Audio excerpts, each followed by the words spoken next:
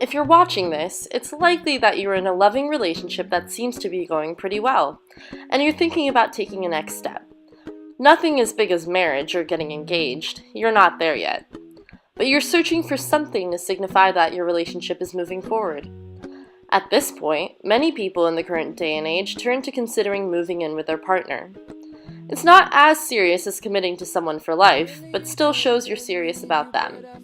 Here's the problem with that, and 3 reasons why you should consider putting off moving in with your significant other for some more time. Moving in means different things to each of you. There's a good chance that you and your partner don't have the same ideas in mind as to what moving in together entails.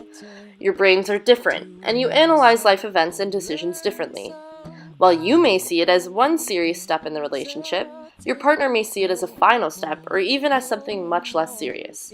Since cohabitation wasn't a part of historic premarital relationships, there are few, if any, precedents set for the expectations for each partner at this stage, which can lead to a lot of ambiguity in roles and disappointment down the road.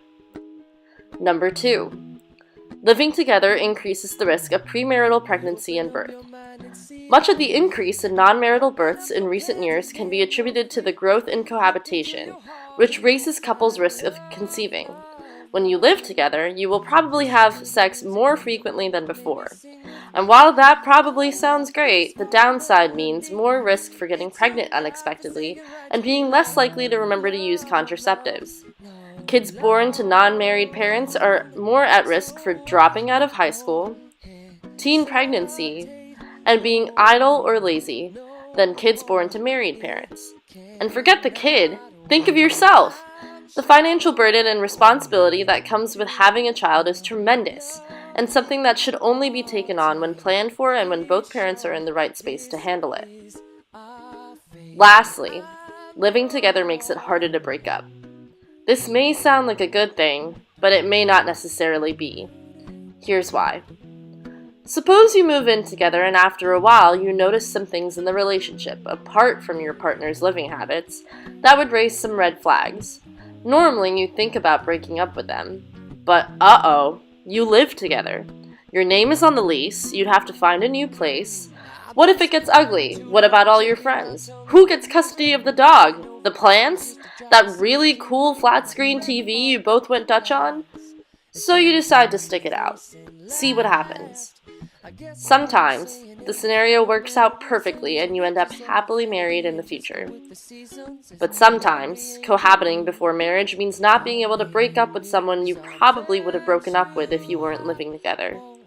So you get married, have some kids, and realize there's no chemistry there, you're on completely separate pages, and go through a painful divorce that's as hard on you as it is on the dogs, the plants, and the kids.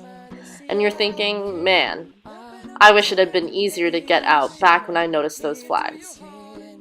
Now, many couples who cohabit before marriage go on to have very successful and healthy marriages. However, studies show that premarital cohabitation does increase the risk of all the aforementioned issues happening. So, if you're thinking of moving in with your significant other, take a step back. Maybe watch this video together. Or at the very least, talk to each other. In an era of ambiguous relationships and courtships, this is one area that should not be left open to interpretation. Talk to your partner, make sure you're on the same page, and maybe hold off on living together for a few years, at least until you're engaged and definitely planning for a future together. For now, stick to the sleepovers.